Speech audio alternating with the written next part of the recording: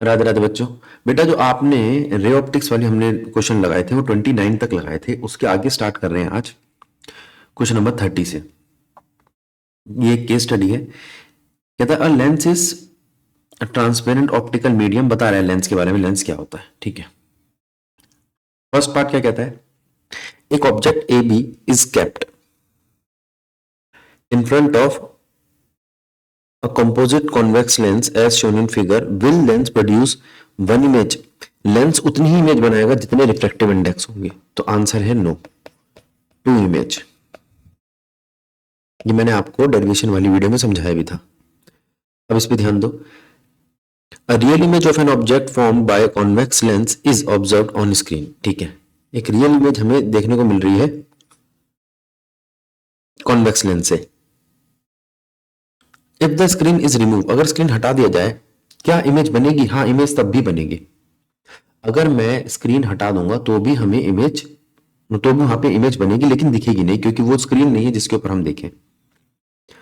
Double convex lens is made up of glass of refractive index 1.55 with both faces of equal same radius of curvature। ठीक है, हमारे पास formula 1/f is equals to mu minus 1/r minus 1/-r। Question ने कहा है r1 r2 का magnitude equal है।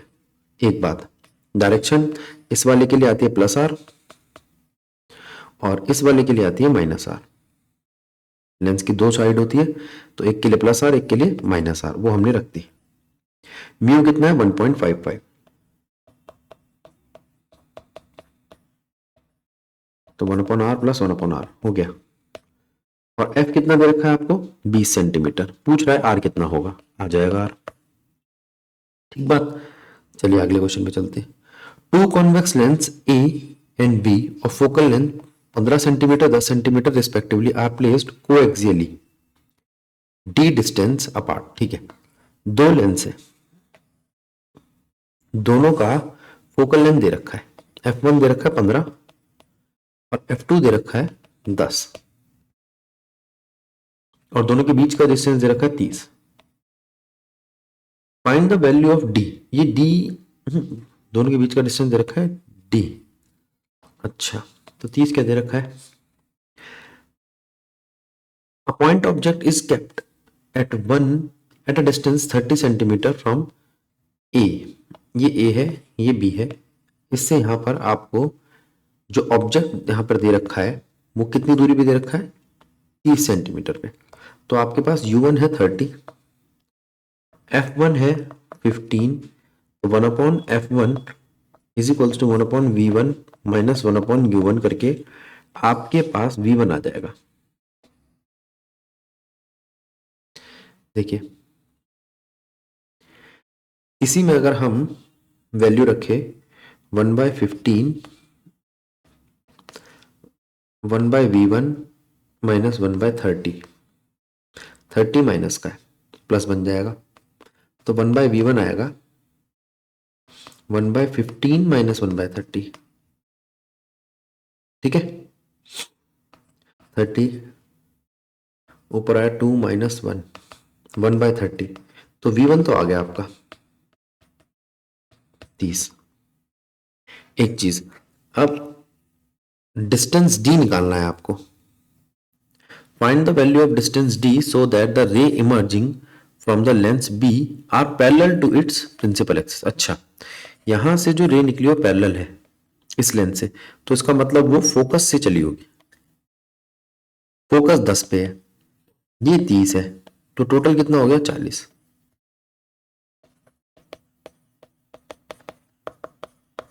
ठीक है, चलिए अगले क्वेश्चन पे चलते हैं। यहां पर ये केस स्टडी हो गई आपकी समाप्त। एक बार इस क्वेश्चन को रीड करो फिर आगे चलते हैं। चलिए, two convex lens of focal length f1 and f2 are placed coaxially in contact. ठीक है, derive expression for focal length of combination using the. देखिए क्या करेंगे, यहां पे दो कॉन्वेक्स लेंस है जो एक के साथ एक कोएक्सियली लगे हुए हैं। इन कांटेक्ट मतलब उनके बीच में कोई गैप नहीं है। एक की फोकल लेंथ है f1, एक की फोकल लेंथ है f2। अब 1/f1 is equals to 1/v1 minus 1/u1। ये एक फॉर्मूला आया हमारे पास, ठीक है। और इसी तरीके से दूसरा क्या है,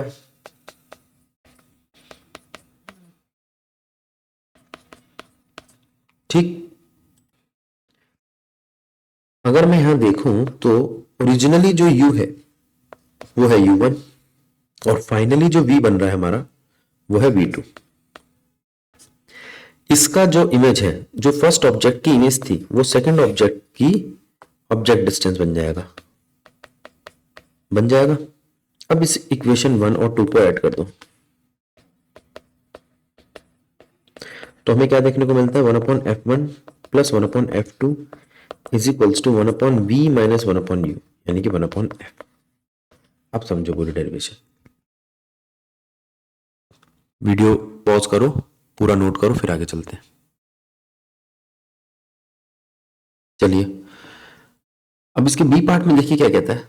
the figure shows that the variation of image distance v with object distance u for lens, what is the nature of lens। अब देखिए यहां पर जैसे जैसे u बढ़ता जा रहा है वैसे वैसे v की वैल्यू कम होती जा रही है। इसका मतलब ये कॉन्वेक्स लेंस है, एक बात। दूसरी बात, find the focal length with the help of graph. अच्छा, इस ग्राफ में ये जो 40.3 दे रखा है ये 25 पे है बेटा, ठीक है। थोड़ा सा ग्राफ करेक्ट नहीं है, 20 पे 20 है।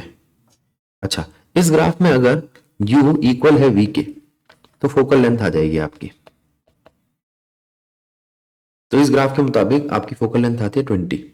अगर आप 25 और उससे निकालना चाहते हैं तो भी हो जाएगा। v है आपका 40/3, u है आपका 25, तो 1/f आता है 1/v माइनस 1/u, इससे भी हो जाएगा ये, ठीक है। तो दोनों में से कोई भी केस लगा सकते हो। चलिए अब ध्यान देंगे क्या कह रहा है question. Derive lens maker formula for biconvex lens, ये करा रखा है मैंने आपको डेरिवेशन वाली वीडियो में। A point object is placed at a distance 12 centimetre. एक पॉइंट ऑब्जेक्ट है जिसको प्लेस किया गया है 12 सेंटीमीटर एक लेंस से। The principal axis of convex lens of focal length 10 centimetre. A convex mirror is placed, इस लेंस के साथ अब एक कॉन्वेक्स मिरर प्लेस किया गया।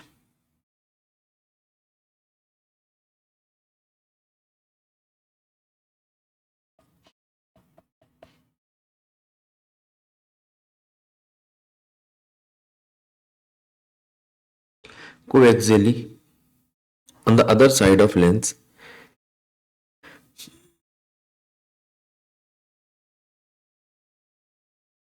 at a 10 सेंटीमीटर, 10 सेंटीमीटर की दूरी पे है ये, ठीक है। If the final image coincide with the object, अच्छा जो वापस आएगी ना इमेज वो वापस ऑब्जेक्ट पे आ जाती है, तो पता लगाओ फोकल लेंथ क्या है मिरर का। इस केस को अगर हम देखें तो हमें यहां दिखाई दे रहा है कि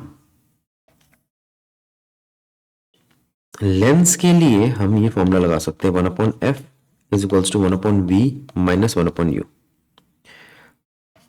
ठीक है। f कितना दिया हमारे को 10,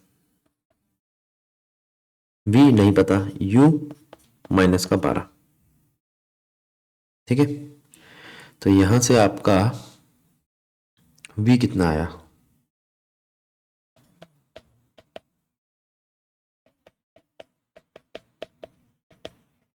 ठीक है।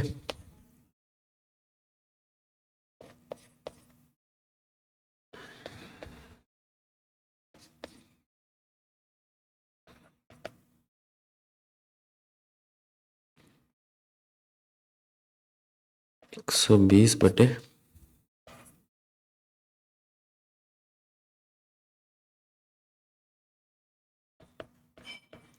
V आ गया आपका 60 सेंटीमीटर।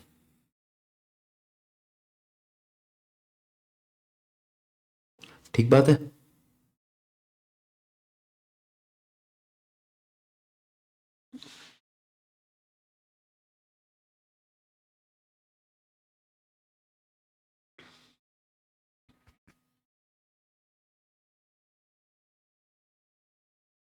देखो ये एक गड़बड़ कर दी बेटा।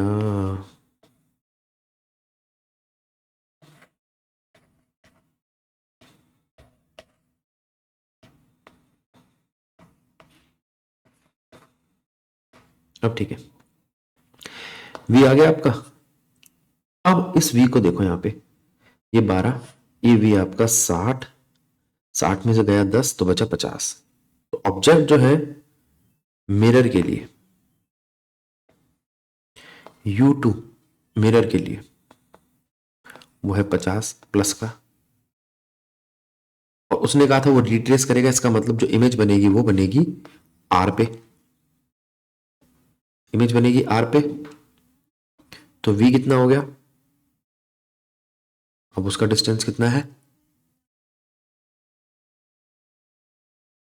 50।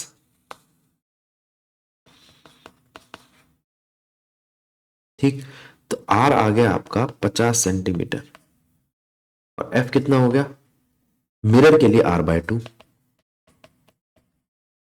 चेक करो, समझो इस क्वेश्चन को, फिर आगे चलते हैं।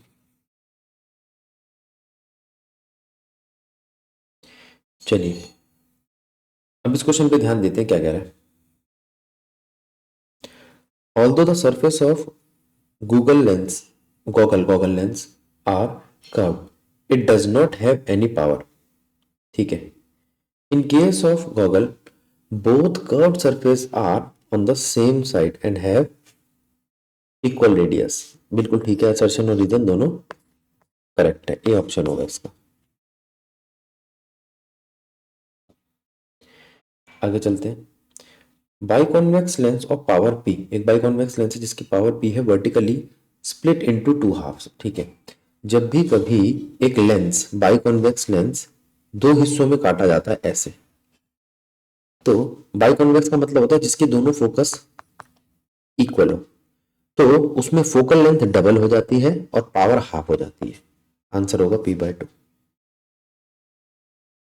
ठीक है, डिफाइन ऐसा unit of power of lens. अगर मैं पावर की बात करूं तो वो होता है 1/f। अगर किसी की फोकल लेंथ 1 मीटर है, अगर किसी लेंस की फोकल लेंथ 1 मीटर है तो उसकी पावर होगी 1 diode.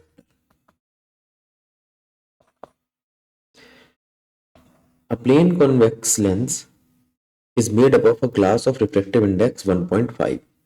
The radius of curvature of the convex lens is 25 centimeter. ठीक है, calculate the focal length. 1/f is equals to mu minus 1, plano convex है तो यहां आ जाएगा आपका 1/r माइनस 1/इंफिनिटी। ठीक है, इंफिनिटी किसके, प्लेन के लिए। If an object is placed 50 centimetre in front of lens find the nature and position of image. ठीक है, अब यहां से तुमने f निकाला, फिर लगाया 1/f is equals to 1/v minus 1/u। u उसने दे रखा है तुम्हारे को 50 सेंटीमीटर, माइनस का v आ जाएगा। ठीक है, अगर v आता है आपका पॉजिटिव तो रियल और इन्वर्टेड इमेज है, नेगेटिव आता है तो वर्चुअल और इरेक्ट इमेज है। ठीक है, समझो इस क्वेश्चन को। चलो आगे चलते हैं। अब इस क्वेश्चन पे ध्यान दो। A lens is a portion of transparent medium, फिर वही सारी बातें, केस स्टडी है। इसका पहला क्वेश्चन क्या कहता है, the power of convex lens increase with the lens is dipped in water. पहले तो मैं बता दूं आपको पावर का क्या रिलेशन है। पावर होता है 1/f, और 1/f का रिलेशन है यहां पर mu minus 1, 1/r1 minus 1/r2। ठीक, अब यहां पे जो म्यू है, ये म्यू लेंस का है डिवाइडेड बाय म्यू मीडियम। अब यहां पर अगर मैं देखूं तो 1/f का म्यू मीडियम के साथ कैसा रिलेशन हो गया, डायरेक्ट।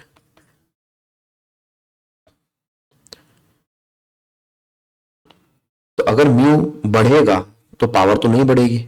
चलो एक रिलेशन आ गया। इंक्रीज विद वेवलेंथ, वेवलेंथ के चक्कर को समझते हैं। अगर मैं आपसे म्यू की बात करता हूं, म्यू का रिलेशन इनवर्स होता है वेलोसिटी से, इनवर्स होता है वेवलेंथ से, फ्रीक्वेंसी से कोई लेना देना नहीं है और फेज से भी कोई लेना देना नहीं है। तो वेवलेंथ से पावर का डायरेक्ट रिलेशन आ गया और फोकल लेंथ का इनवर्स रिलेशन आ गया। तो अगर मैं वेवलेंथ इंक्रीज करूंगा तो पावर बढ़ेगी, तो ये बात तो ठीक है। Decrease with another convex lens is placed in contact. अच्छा, इससे क्या होता है, 1/f is equals to 1/f1 plus 1/f2, ये रिलेशन है कॉन्टैक्ट वाले का, यानी कि power is equals to power plus power 2। तो जब भी दो लेंस कॉन्टैक्ट में आते हैं तो पावर कम नहीं होती, बढ़ती है। तो ये रिलेशन निकलता हो गया। Increase with lens cut into two identical plano convex lens. एक बात बताता हूं, जब भी लेंस को कट किया जाता है तो फोकल लेंथ बढ़ जाती है। जब भी लेंस को कट किया जाता है तो फोकल लेंथ बढ़ जाती है और पावर डिक्रीज हो जाती है। ये सारे पॉइंट बेटा जो नीचे लिखे इन पे ध्यान देना, सिर्फ क्वेश्चन पे ध्यान मत देना। एक ये कट करने पर focal length increase, power decrease, और एक ये वाला कॉम्बिनेशन। ये एक ही क्वेश्चन में मैंने 3-4 बातें बता दी आपको। ठीक है, चलिए अगले क्वेश्चन पे चलते हैं। कहता है the focal length of concave lens is 40 centimetre. Focal length concave lens की 40 सेंटीमीटर है, तो पावर क्या होगी? पावर होती है 1/f। 1/ कॉनकेव लेंस है -40, सेंटीमीटर को मीटर में कन्वर्ट किया तो आपका आ गया 2.5, माइनस का 2.5 डायोप्टर। समझो इसको, फिर आगे चलते हैं। अब इस क्वेश्चन पे ध्यान देंगे, क्या कह रहा है, the focal length of convex lens mu is equals to 1.5 in air is 20 centimetre. Focal length आपको दे रखी है 20 सेंटीमीटर, किसकी? कॉनकेव की। तो मैंने माइनस लगा दिया। म्यू जी कितना दे रखा है आपको? 1.5। What should be the refractive index? क्या होना चाहिए refractive index of the surrounding medium so that the lens behave as a converging lens of focal length 60। अच्छा, अब यहां पे जो हमारे पास लेंस है इसका आर नहीं दिया हुआ, हमें रेडियस। पहले हम रेडियस निकाल ले। 1/f1 is equals to mu glass -1, 1/r1 -1/r2। याद रखना, यहां r1 माइनस का r होता है और r2 प्लस का r। क्यों? क्योंकि ये कॉनकेव लेंस है। लगा दिया। अब लगाने के बाद बारी आती है,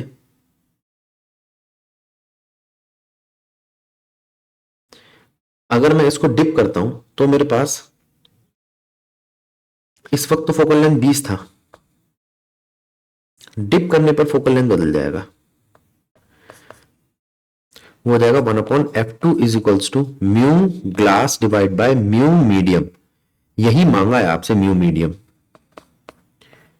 1/r1 माइनस 1/r2 आपको कौन देगा?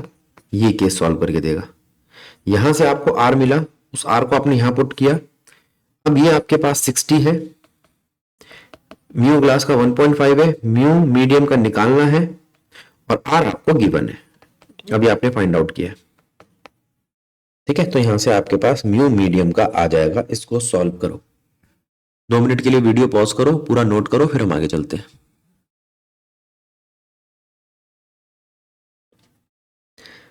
चलिए अगला क्वेश्चन देखते हैं क्या कहता है। A beam of red light, blue light और yellow light and violet light are incident on a convex lens 1/1। ठीक है, which of the following them converge nearest. ठीक है, कौन सी लाइट है जो सबसे ज्यादा कन्वर्ज करेगी? तो यहां पर हम बात करेंगे वेवलेंथ की। वेवलेंथ का रिलेशन, वेवलेंथ रेड की ज्यादा होती है, वॉयलेट की कम होती है, ये तो हमें पता है। और जो डेविएट करने का एंगल है वो रेड का कम होता है, वॉयलेट का ज्यादा होता है, ये भी हमें पता है। फिर हम आपसे बात करते हैं कि ये रिलेशन आया कहां से। Angle of deviation A mu minus one एक फॉर्मूला रखता है, ये हमने प्रिज्म में पढ़ा था। तो यहां से डेविएशन का म्यू के साथ डायरेक्ट रिलेशन दिखाई देता है, और अभी थोड़ी देर पहले मैंने आपको बताया था म्यू का वेवलेंथ के साथ इनवर्स रिलेशन है। अगर मैं इन दोनों बातों को देखूं तो यहां से मेरे को ये चीज समझ में आती है।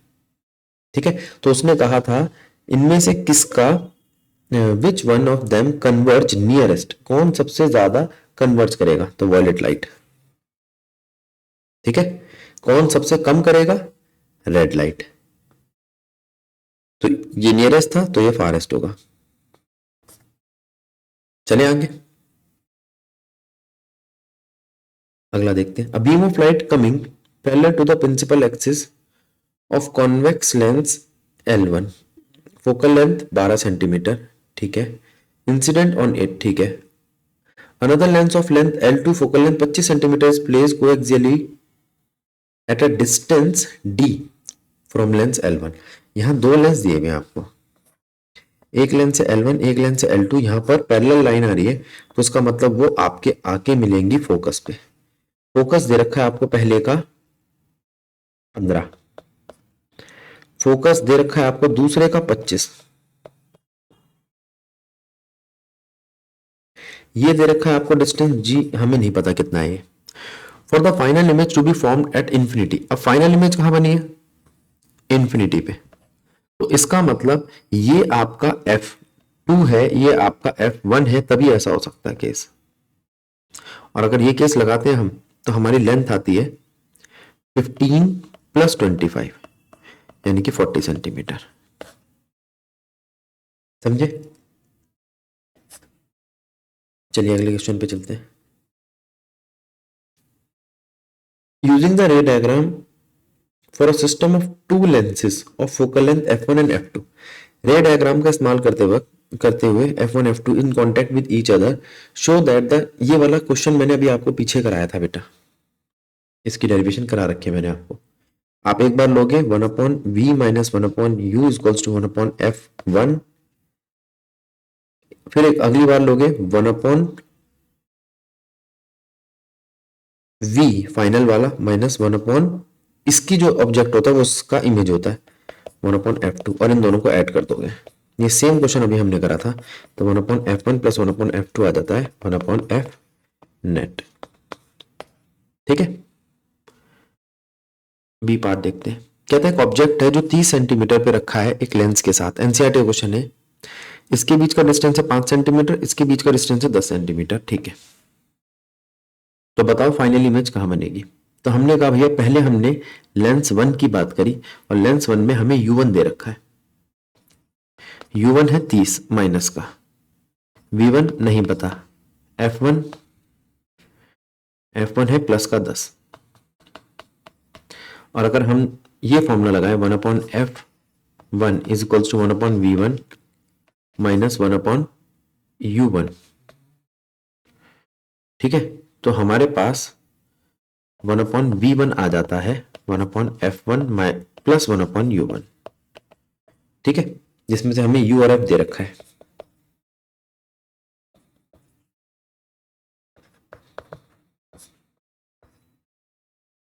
तीन, तो V1 आ गया आपके पास 15। ठीक है, पहले तो आप इस बात को समझो। अब इस V1 को ही आप ऑब्जेक्ट बनाएंगे दूसरे का। अब आप इस बात को समझो कि यहां से एक ऑब्जेक्ट से ले गई थी, उसने अपनी एक इमेज बना दी है 15 पे। कहां बनाई है, 15 पे। तो अब जो दूसरा ऑब्जेक्ट है लेंस 2 चालू हो चुका है। लेंस 2 के लिए आपके पास U2 कितना है, वो है 15 माइनस जो डिस्टेंस था, यानी कि 10। एक तो प्लस का आया है U2, ये ध्यान रखना। फोकल लेंथ कितना है, -10। तो इमेज कहां बनेगी? 10 पे। फोकल इसके बराबर है ना, इंफिनिटी पे, सॉरी। V2 कहां बनेगा? इंफिनिटी पे। अगर ऑब्जेक्ट पे ही फोकस पे ही ऑब्जेक्ट रखा हो तो लाइन पैरेलल हो जाती है। अब L3 की बात आई, L3 को U3 क्या मिला है? V2 यानी कि इनफाइनाइट। और अगर इनफाइनाइट मिला है तो अब उसकी इमेज कहां बनेगी? फोकस पे। थर्ड का फोकस कितना है? 30। तो फाइनल इमेज हमें कहां मिली? फाइनल इमेज हमें मिली +30 पे। अच्छा क्वेश्चन है, एक बार इसको पढ़ लो।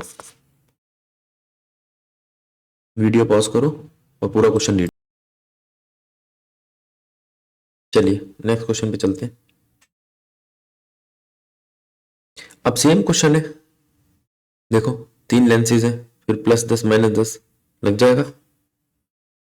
आगे चलो। कहता है when a ray of light propagate from denser to rarer medium. फिर कोई केस स्टडी, सीधा क्वेश्चन पे पहुंचते हैं।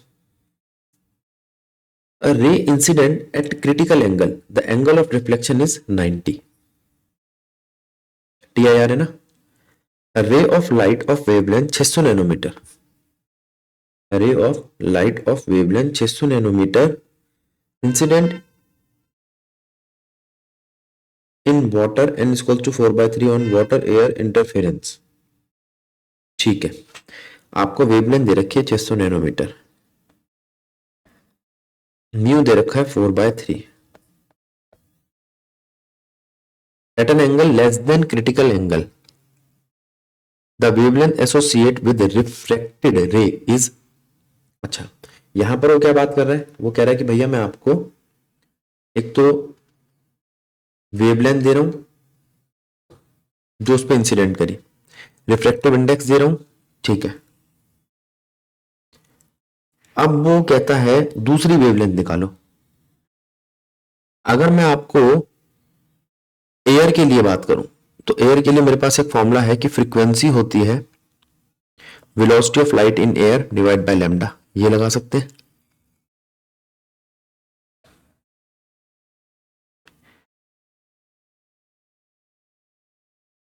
और वो कह रहा है कि एंगल जो है क्रिटिकल एंगल से कम है तो एक मीडियम से दूसरे में जरूर जाएगी, रिफ्लेक्शन जरूर होगा। अगर इंसिडेंट एंगल छोटा है क्रिटिकल एंगल से तो एक मीडियम से दूसरे मीडियम में लाइट जरूर जाएगी।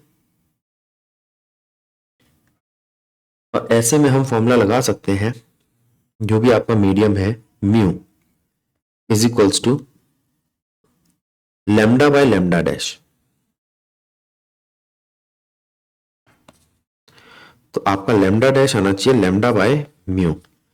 लैम्डा है आपका 600, म्यू 4/3।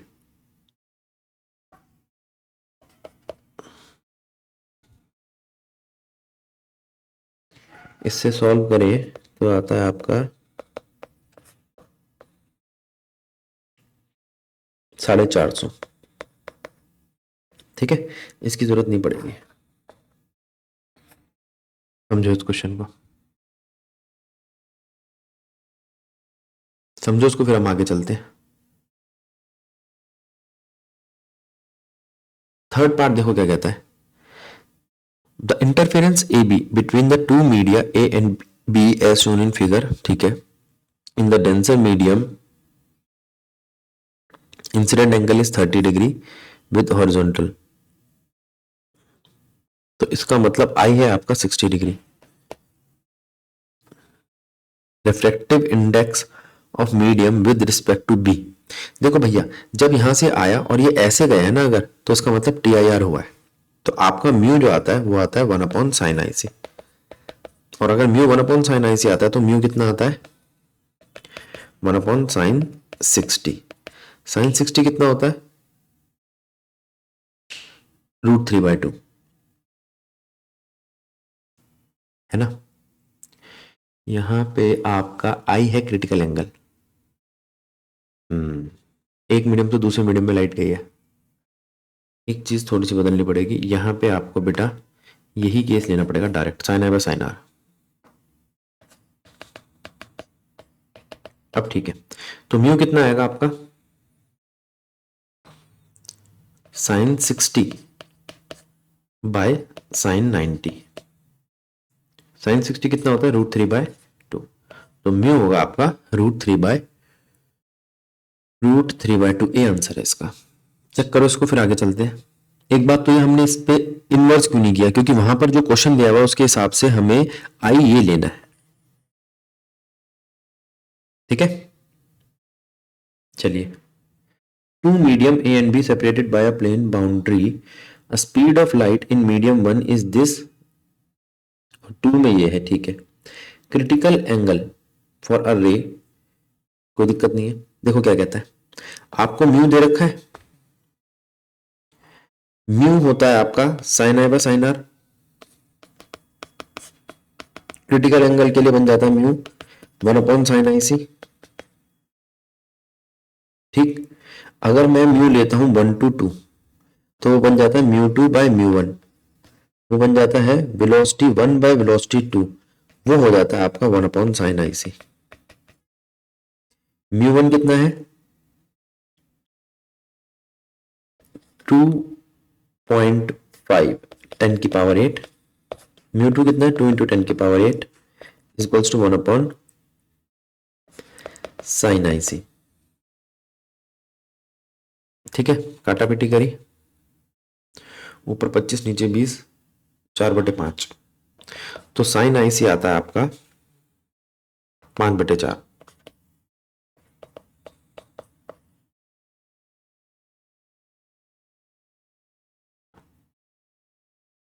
का उल्टा भी कर दो, 4/5। तो आईसी कितना हो गया, sine inverse 4/5, option b. Check करो इसको, फिर आगे चलते हैं।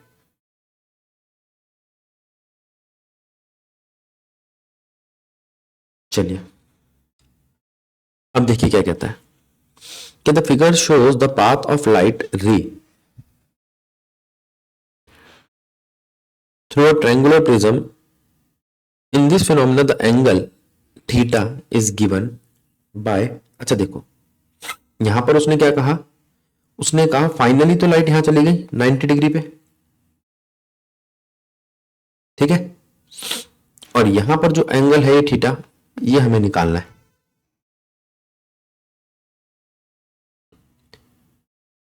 ठीक है, और ये 90 दिया हुआ एंगल ए।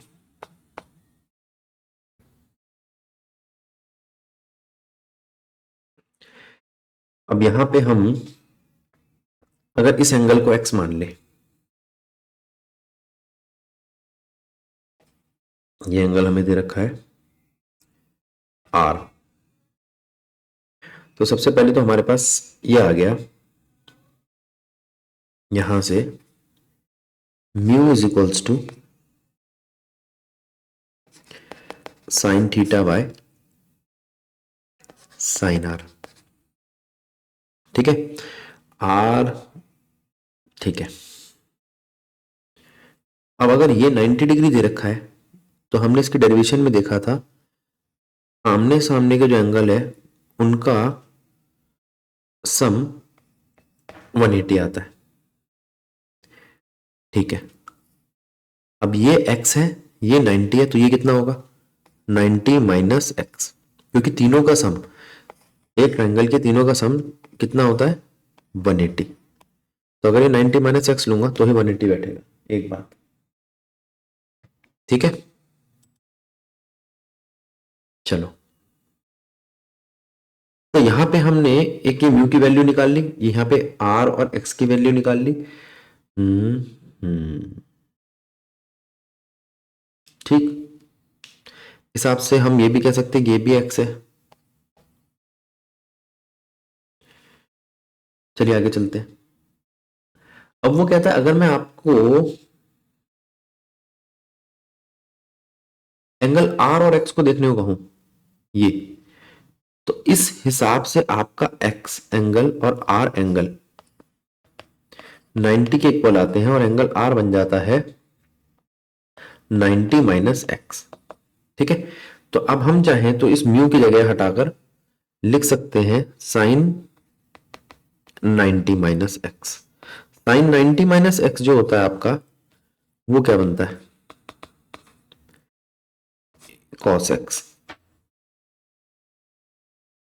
ठीक है, तो हमारे पास जो अब इक्वेशन आई वो i sine theta is equals to mu cos x. ठीक, अब वो कहता है इधर टी आई आर हो रहा है, ये जो रे जा रही है यहां पे, ये टी आई आर कर रही है। तो अब मैं बात करूंगा, ये थी फर्स्ट सरफेस के लिए, अब मैं बात करूंगा आपसे सेकंड सरफेस की। इसको यहीं छोड़ दिया मैंने। सेकंड सरफेस पे टी आई आर हो रहा है, तो साइन एक्स किसके इक्वल है, 1/म्यू के, या mu equal to 1/sin x, जो आपका मन करे। ठीक, तो यहां से आपका sin x ये आ गया, मेरे पास ऊपर cos x पड़ा है, तो cos x क्या होता है, √1 minus sine square x, √1 minus 1/म्यू का होल स्क्वायर। तो cos x और क्या आया आपका,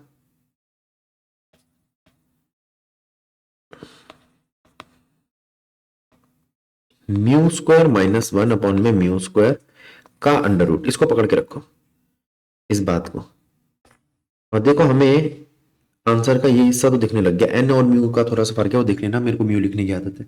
cos x आ गया म्यू स्क्वायर माइनस 1 में म्यू। अब अगर मैं साइन थीटा देखूं, उसने मेरे से एंगल मांगा था, जो हो गया almost. Sine theta, sine theta था म्यू मल्टीप्लाई में cos theta, mu square minus 1 mu square. तो थीटा कितना आ गया, साइन इनवर्स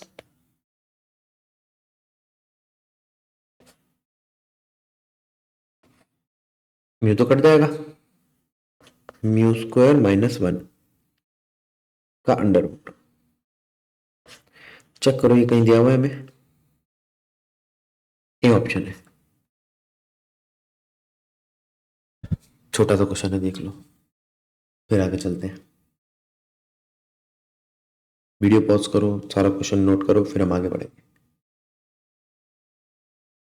चलिए, वो कहता है प्रिज्म इज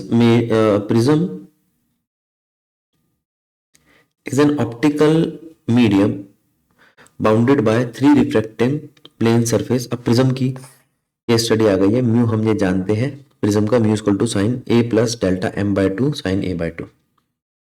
पहला क्वेश्चन पढ़ते हैं, critical angle of glass is θ1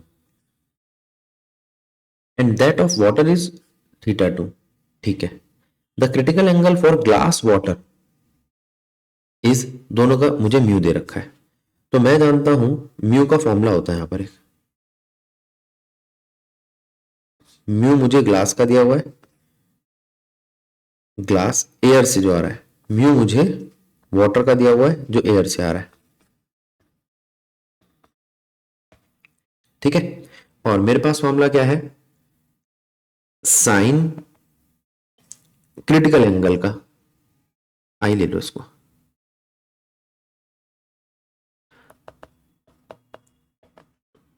एक ग्लास के लिए 1/1.5, एक वाटर के लिए 1/1.33।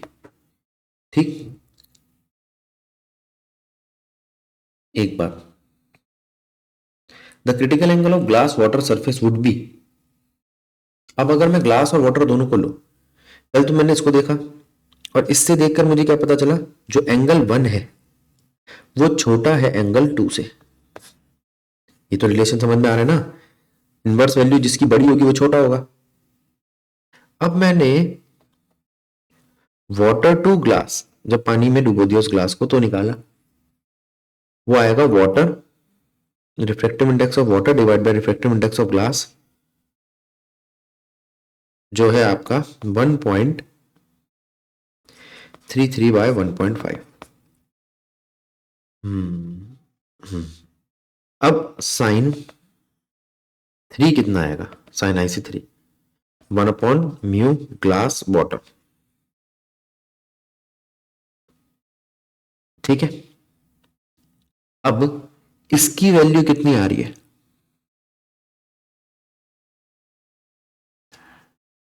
अगर हम इसकी वैल्यू निकालें,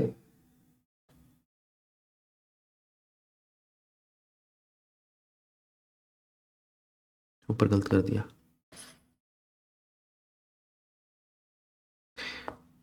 ग्लास बाय वाटर। अब ठीक है, तो इसकी वैल्यू करीब 1 पॉइंट समथिंग आएगी, 1.2 ले लो आप। ये दोनों के बीच में आ रही है, तो एंगल कुछ ऐसे होगा। आपका जो क्रिटिकल एंगल है I3, वो I1 से बड़ा होगा और I2 से छोटा होगा। I1 से बड़ा होगा और I2 से छोटा होगा। ठीक है,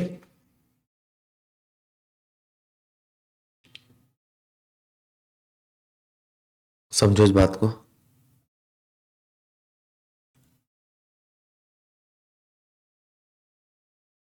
चलिए नेक्स्ट क्वेश्चन पे चलते हैं। When a ray of light wavelength lambda or frequency nu is refracted into denser medium, ठीक है,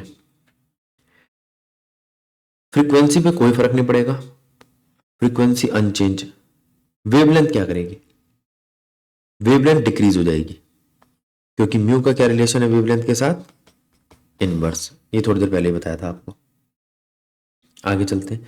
the critical angle of ray of light passing from a glass to water is minimum. किसके लिए minimum होगी? तो हम यहां कहेंगे फिर से म्यू का रिलेशन है ये, और क्रिटिकल एंगल का रिलेशन है आपका ये। तो वेवलेंथ का क्या रिलेशन हो गया?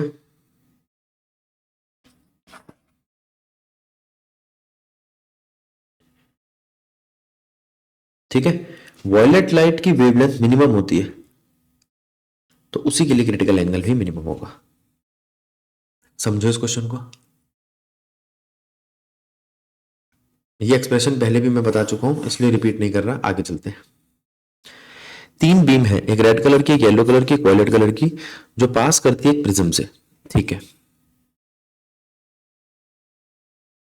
1 by 1 under the same condition, when the prism is in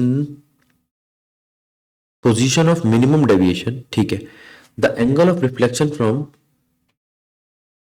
red, yellow और वायलेट क्या होगा? ठीक है, जो बाहर निकलेंगी उनका क्या एंगल ऑफ रिफ्लेक्शन होगा। ठीक है, तो यहां पर जो केस लगेगा वो लगेगा आपका म्यू के ऊपर। तो अब मैं आपसे बात करता हूं डेविएशन का म्यू के साथ क्या रिलेशन है, और म्यू का वेवलेंथ के साथ क्या रिलेशन है। तो जिसकी, ठीक है ना, जिसकी वेवलेंथ ज्यादा है उसका म्यू कम होगा, जिसका म्यू कम है उसका डेविएशन कम होगा। ठीक, ये कंडीशन हमने पहले ही पढ़ी थी। अब जो ऊपर केस है,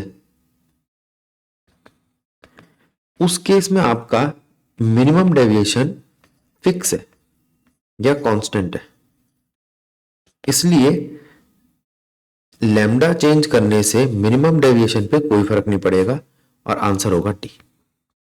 चेक करो इसको मैं पी डाल के छोड़ रहा हूं। अगर इसका आंसर कुछ और आए तो मेरे को बता देना बेटा कमेंट में। पढ़ो उसको, फिर आगे चलते हैं। चलिए, a ray of light incident normally on prism, ठीक है, of refractive index √2 as shown in figure, after it strike face AC। अच्छा, जब ये स्ट्राइक करेगी फेस AC पे तो वो क्या जाएगी? गो स्ट्रेट अनडेविएटेड, या सिर्फ साथ साथ चलेगी? Just graze along the AC, ऐसे जाएगी? ये होता है just graze along the AC। Refract होगी और बाहर निकलेगी प्रिज्म से, या अंडर गो द TIR, या TIR करेगी? तो हमने यहां पे कहा कि भाई यहां पे हम एंगल निकाल लेते हैं। अगर मैं आपसे पूछूं इस केस के अंदर म्यू कितना आ रहा है, 1/sin IC, तो IC कितना आ जाएगा आपका 1/μ 1/√2, तो IC आ गया 45। ठीक है, अब आपका इंसिडेंट एंगल कितना है देखते हैं। ये 30 डिग्री है, ये 90 है, तो ये 60 डिग्री हो गया। आपका इंसिडेंट एंगल है 60। अगर इंसिडेंट एंगल 60 है, क्रिटिकल एंगल से बड़ा है इंसिडेंट एंगल, तो TIR नहीं होगा। TIR होगा, हाँ सॉरी उल्टा बोल दिया। अब TIR होगा, इसका मतलब डी आंसर है इसका। लगाओ इस क्वेश्चन को, फिर आगे चलते हैं। चलिए, assertion the angle of minimum deviation for prism is lesser for red light than blue light। Angle of minimum deviation की बात कर रहा है।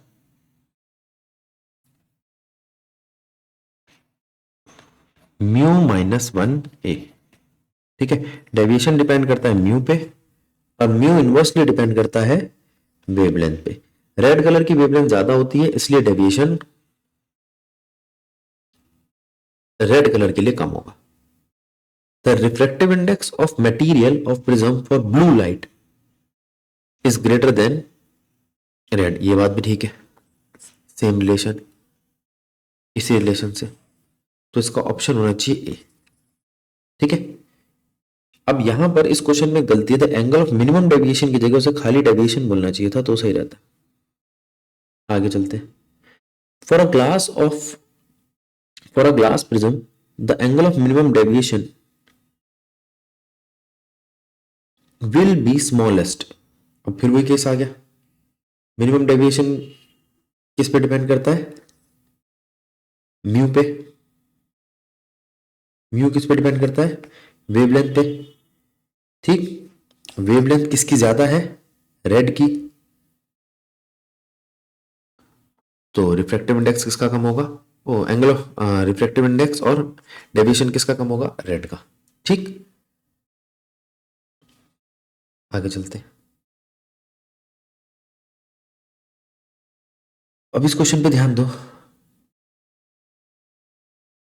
The right angle isosceles glass prism ABC दिखाई दे रहा है, is kept in contact with equilateral triangular prism DBC as shown in figure। ठीक है, दो प्रिज्म रखे हुए, एक ऐसे और एक ऐसे।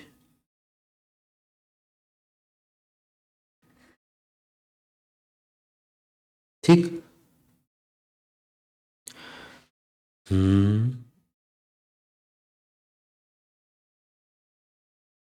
रिफ्रैक्टिव इंडेक्स दे रखा है, both prism are made up of, दोनों का ही रिफ्रैक्टिव इंडेक्स दे रखा है 1.6।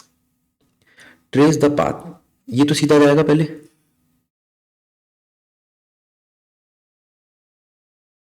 ठीक है 90 डिग्री पे गया इसलिए सीधा जाएगा।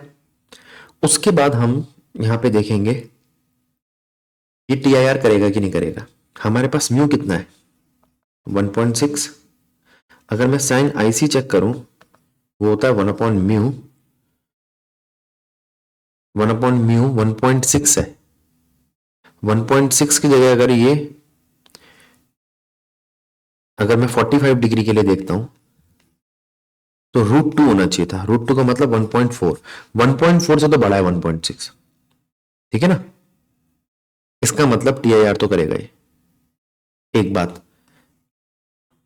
अगर यहां से मैं साइन IC की वैल्यू निकालूं 1/√2 की जगह 1/6 से वैल्यू निकालूं तो वो 40 से भी छोटी आएगी, 39 के आसपास मान लो आप। ठीक है, अब ये TIR करेगा, प्रिज्म का TIR हमने कर रखा है 40 डिग्री पे करता है, तो क्या जाएगा सीधी रे। अब ये सीधी रे यहां टकराएगी इस सरफेस पे कहीं, ठीक है। अब इस सरफेस पे जब ये टकराएगी तो ये है इसका नॉर्मल, और फिर इधर जाएगी, कहीं पे भी जाएगी देखेंगे बाद में। अब ये सरफेस से टकराई, सरफेस से टकरा के जब इधर आई तो इसका आई कितना आएगा, ये 60, इसको मैं बोल रहा हूं आई बोल रहा हूं, चलो कोई नहीं, आई कितना आया 60। ठीक बात गलत बात? अब इस 60 से बाहर निकलेगी सीडी डायरेक्शन पे। अब अगर मैं 60 डिग्री देखता हूं तो 60 डिग्री भी क्रिटिकल एंगल से बड़ा है। फिर से टी आई आर होगा, फिर से अंदर जाएगी, फिर डेविएट करेगी, बस खत्म। ये दो बातें समझानी थी, कितनी बार डेविएट करेगी, ये बाहर निकल जाएगी डीसी साइड से। ठीक है, तो कितनी बार डेविएशन हुआ, एक एसी साइड पे और एक बीडी साइड पे। समझो इस क्वेश्चन को, 2025 का क्वेश्चन है, अच्छा क्वेश्चन है। आगे चलते हैं। A ray of light incident on face AB of prism ABC with angle of prism A. ठीक है, and emerge out from face AC. The prism is set of position. The angle of incident delta, the angle of reflection AB. वो कह रहा है relation निकालो delta का। ठीक है, ये वाली डेरिवेशन मैंने आपको करा रखी है, डेरिवेशन वाली वीडियो में देख लो। आगे चलते हैं। A ray of light pass through a prism of refractive index √2 as shown in figure. Find angle of incident. Mu दे रखा है √2। यहां पर साफ साफ दिखाई दे रहा है ये टीआईआर कर रहा है। तो आपके पास R2 निकालने का तरीका तो आ गया, sign R2 is equals to 1/μ 1/√2। तो R2 कितना आ गया आपका 45। एक काम तो हो गया। ठीक, एक काम। दूसरी बात,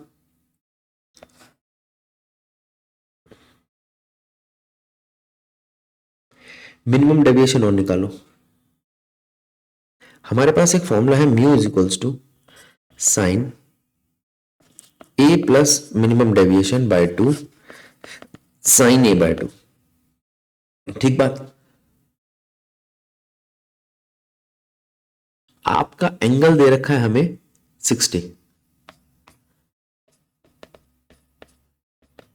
डीएम निकालना है, म्यू दे रखा है, क्वेश्चन हो जाएगा।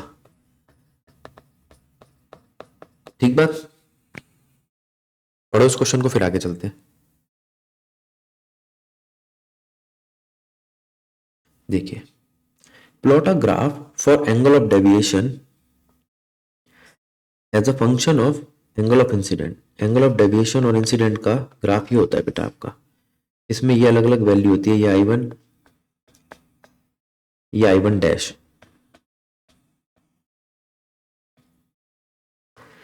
फिर ये I2, इसको हटा देता हूं मैं, ये I2 डैश,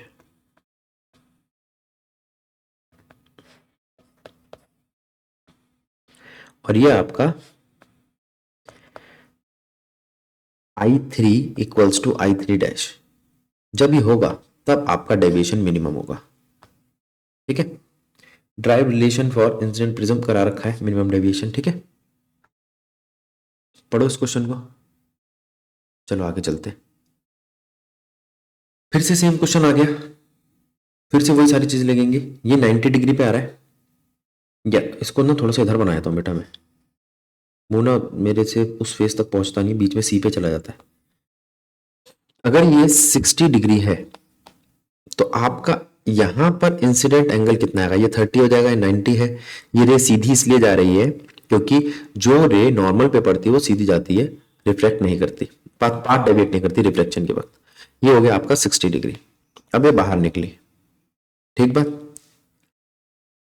बाहर निकली वो एंगल पता लगाओ, पता लगाते हैं अभी। म्यू कितना दे रखा है 3/2। साइन आई सी कितना हुआ,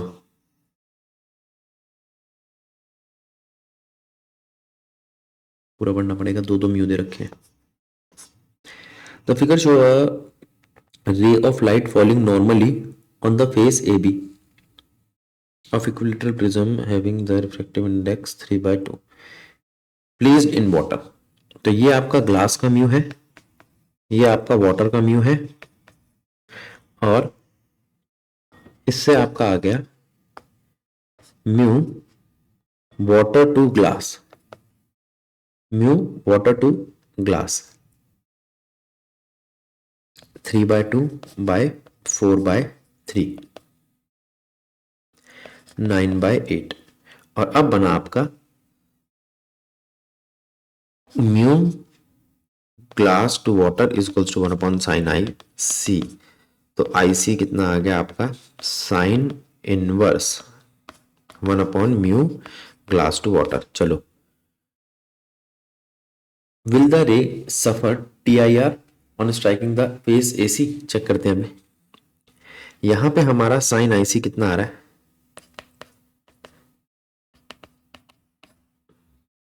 8/9, मतलब 1 के बहुत पास है। ठीक है, 1 के बहुत पास है तो ये करीब करीब आपका 90 डिग्री से कम 80 to 85 डिग्री ले लो। ठीक है, और हमारा आई कितना है, क्रिटिकल एंगल बड़ा है आई से, इसका मतलब TIR होगा। पढ़ो उस क्वेश्चन को, फिर आगे चलते हैं।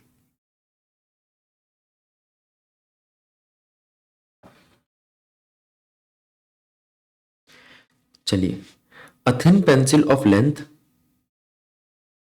f/4 is placed coinciding with the principal axis of a mirror of focal length f। ठीक है,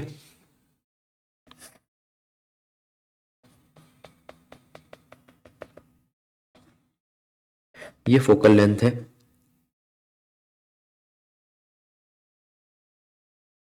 the image of pencil is real and enlarged, just touch the pencil। अच्छा, ठीक है, कहता है एक पेंसिल है जिसकी लेंथ है f/4, उसे रखा गया है इस तरीके से कि प्रिंसिपल एक्सिस से कोइंसाइड कर रही है। ठीक है, मतलब लेटा के रखा है, फोकल लेंथ दे रखी है आपको। हमारे पास जो फॉर्मूला आता है वो ये आता है 1/f is equals to 1/v plus 1/u। ठीक है, अब यहां पर हमें मैग्निफिकेशन निकालनी है जो मिरर ने प्रोड्यूस करी है। मैग्निफिकेशन में हम फॉर्मूला लगा सकते हैं लेंथ इमेज की डिवाइडेड बाय लेंथ ऑब्जेक्ट की। अब हमें लेंथ निकालनी, लेंथ निकालने के लिए हम सारे जुगाड़ लगाएंगे। मान लो वो इस तरीके से रखा है ऑब्जेक्ट f/4 और उसकी इमेज बनी ये, और वो इमेज और ऑब्जेक्ट टच कर रहे हैं सिर्फ, इसकी क्या लेंथ है हमें नहीं पता। ठीक,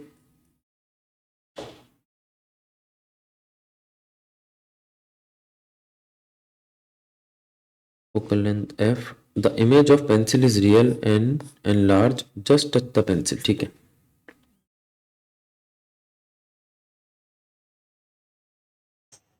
ठीक है,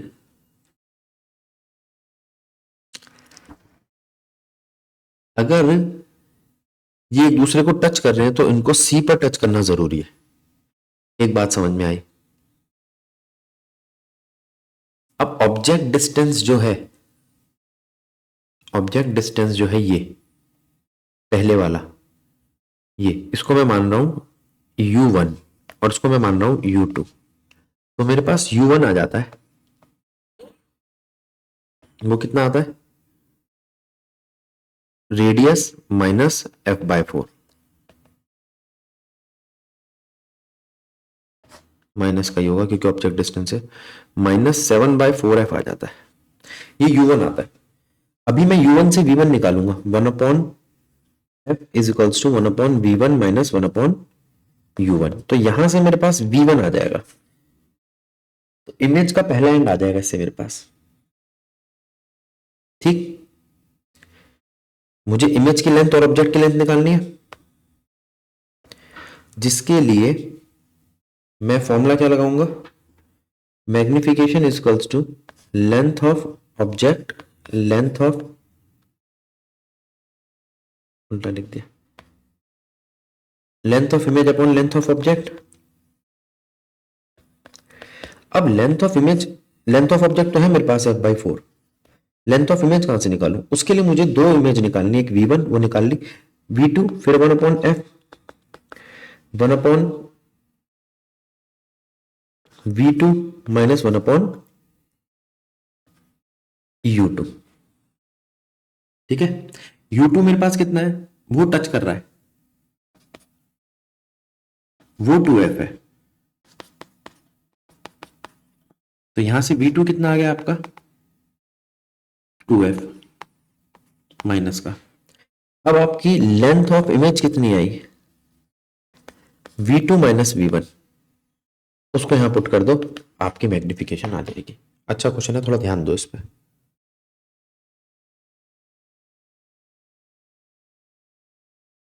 पढ़ो इसको, फिर आगे चलता हूं मैं।